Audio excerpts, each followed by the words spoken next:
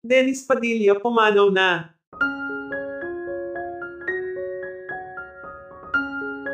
Tila hindi pa din makapaniwala ang pamilya ni Dennis Padilla sa sinapit nito. Ito ay matapos nga pag-usapan sa media ang naging hinanakit ni Dennis sa nangyaring pambabalewala umano sa kanya sa mismong araw ng kasal ng kanyang anak na si Claudia Barreto. Sa naging interview ni OJ Diaz kay Dennis kinabukasan after ng kasal ni Claudia, isiniwalat ni Dennis ang buong pangyayari sa nasabing kasal.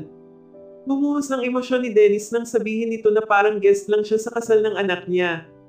Para umanong baliwala na lamang siya para sa kanyang mga anak. Samantala matapos ang naging interview kay Dennis Padilla naglabas na din ng saloobin si Marjorie Barreto at sinabi nito na hindi umano binaliwala si Dennis ng anak niya.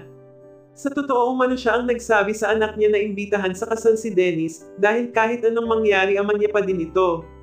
Sinabi din ni Marjorie na sinungaling umano si Dennis dahil sarili niyang mga anak sinisiraan niya. Samantala marami sa mga netizens ang naguguluhan kung kaninong kwento nga ba ang nagsasabi ng katotohanan.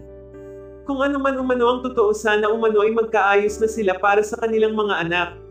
Samantala usap-usapan naman ngayon ang di umano'y pagsugod kay Dennis sa ospital. Ito ay matapos ng bigla na lamang umano na wala ng malay si Dennis matapos mapanood ang interview kay Marjorie. Ayon sa source ayon sa kapatid ni Dennis na si Gene Padilla, sa sobrang sama umano ng loob ni Dennis sumikip umano ang dibdib nito dahilan kung bakit ito naisugod sa ospital.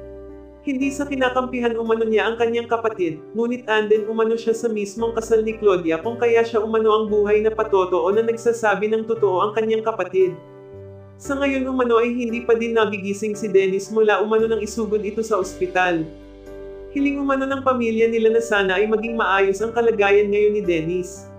Sana din umano ma-realize ng mga anak ni Dennis na kahit anong pagkakamali ang nagawa nito sa kanila, maisip pa din ng mga ito na tatay pa din nila ito kahit na anong mangyari.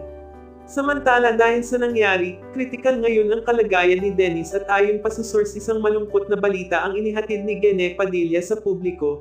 Pumanaw na umano si Dennis Padilla, ngayon araw at nakakalungkot lamang umano na puro sama ng loob ang dala nito hanggang sa kabilang buhay.